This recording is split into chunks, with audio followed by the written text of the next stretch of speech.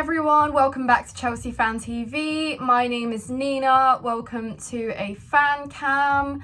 Chelsea have lost 1-0 to champions of England, Man City, for the third time in a row. I think it's the fourth time in a row we've lost to them this season. But you know what? Losing 1-0 to the champions, which have shown absolutely unmatched quality all season, and we've been nowhere near to challenging them even the slightest bit.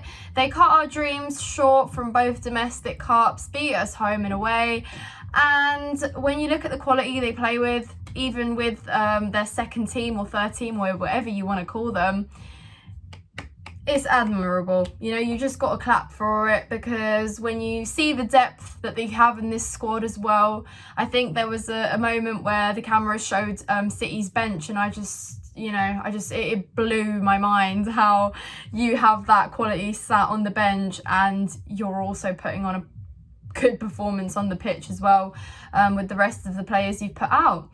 So obviously Haaland was left hungry on Wednesday. I thought he might get some more playing time today, potentially have a good go at us since he didn't at home.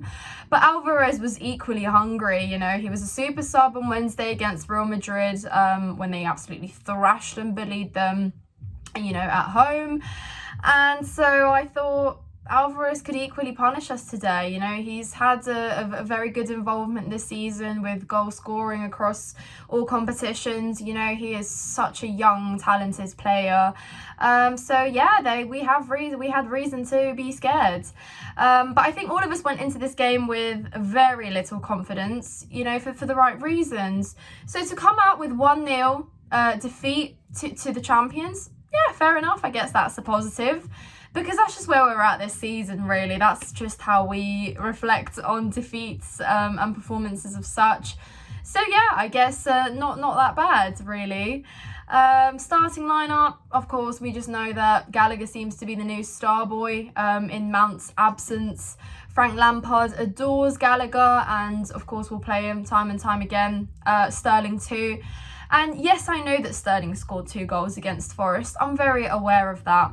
But I will dare say to you that even before those 2 goals against Forest, he was dead average, maybe even below average, I dare say. And he has been all season. And it's not just me singling Sterling out. It's me having high expectations for a Premier League player who has literally played for Man City, has played under the greatest manager, and knows what it takes, what quality you have to be in the Prem and to compete and to start and to score goals.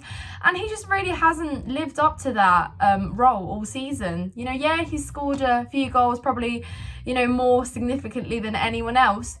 However, in the games where we have needed him, he hasn't always stepped up. So I don't believe that he deserves playing time over Madueke and Mudryk.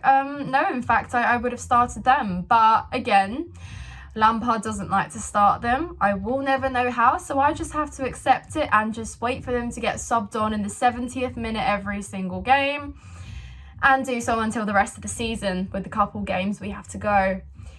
Yeah, okay, Mudryk, many will say, didn't do much when he came on, but it's so hard to come on when you're 1-0 down at the Etihad and to get chucked in there straight away and make a significant impact immediately, you know. He did try to get involved. Madueke had an absolutely, by the way, can I just say, fantastic, crazy pass. Mudryk read that very well, because he made a run almost from after the halfway line to help Madueke so he wouldn't have to turn his back to City's defence and pass it back to our midfield. And instead he was able to make that forward pass into space behind, I think it was Laporte, which was perfectly received by Mudryk. He was just unlucky to finish it. But it's moments like that where it's so refreshing to see, you know, such a build up. But yeah, I think Sterling denied us goals in that game. We could have potentially walked away with something, which would have been crazy positive, you know, to walk away with something. Gallagher hit a post as well with a fantastic cross from Lewis Hall, by the way. I'd like to talk about Lewis Hall, because I said he needs to step up in this game. You know, he's replacing Chile, Cucurella's not there. He's already had a good spell at the Etihad last year. Even though we lost, he put on a good performance. One of the few positive sparks in that game. So that strong left leg he has is just something that could be very magical. And, you know, we saw one like that against Nottingham Forest when he whipped a similar one to Joao Felix. He did it again with Gallagher today. But it was accurate, and it could have, you know, with better finishing, could have involved an assist for him.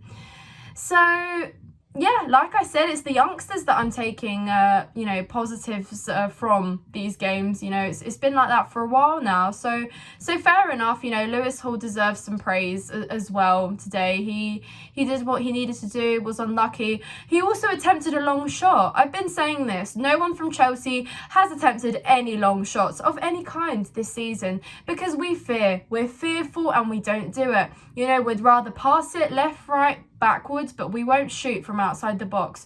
Lewis Hall did that today, so fair enough, because, you know, 7 out of 10 times that could possibly be going in. So yeah, like I said, 1-0 at the Etihad to the champions of England. Yeah, okay, fair enough, I guess. I mean, it is what it is, guys. When you've lost, you know, home and away to teams that have been relegated, and you're going up against a team like Man City who have unbeaten records and have shown such good quality, even when they're not going out with their, you know, their best 11, you've still got to give it to them. So yeah, they're going to enjoy their celebrations. We're going to have a long think over the summer about what is going on and what we need to improve. Hopefully take some notes. Pochettino is most likely coming in. It's not been officially announced, but that's what it's looking like.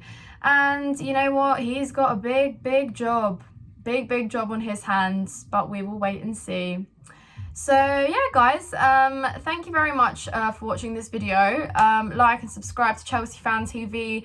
Check out all the videos. And I would also like to say, a lot of you have been supporting me throughout me making content on Chelsea Fan TV, which I thank you for, and I have decided to start my own YouTube channel called Nina's Chelsea Corner.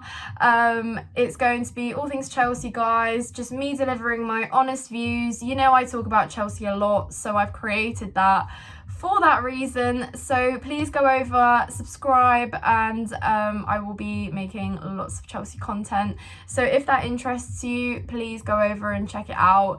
Thank you so much for watching, guys. I hope you have a lovely weekend.